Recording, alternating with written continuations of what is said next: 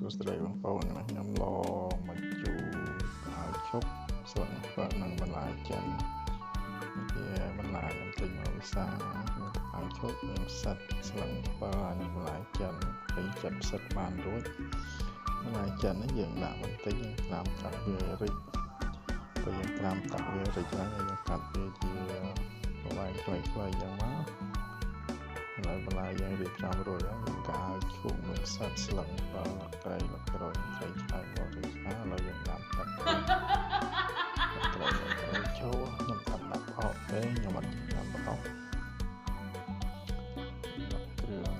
មិនមាននៅក្នុងមានសពផងហើយមានអំបិលជាស្ករទឹកត្រីមកជាមួយគ្នាតែមកវាពុះទៅដាក់បន្លែចិនចូលស្ទូឲ្យវារៀងផុយតិចមកហើយខ្ញុំដាក់ស្លឹកអំពិលចូលដើម្បីវាចេញជាជូរវាហើយ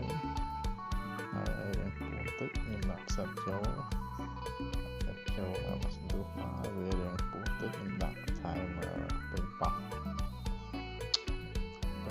ពីផ្លែទៀតប៉ោះមកស្ទូមកដាក់ឲ្យឈប់ចូលហើយយើងក្រោបវាមកស្ទុះទៅបងប្អូនក្រោបវារឿងកាយឈ្មោះនឹងរឿងស្លាប់ពេកបើកមកខ្ញុំឲ្យវាពុះហើយបើកមកកូរវាបន្តិចហើយខ្ញុំធ្វើមើលរសជាតិខ្ញុំរៀងសាច់ថែមទឹកត្រីនឹងបើបន្តិចដើម្បីឲ្យវារៀងរីកពេលខ្ញុំអត់លោដាក់ប្រហុក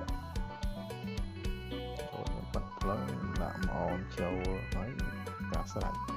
ដាក់ប្រឡងចូលយើងគឺមានតែប៉ុណ្្នឹងអរគុណច្រើន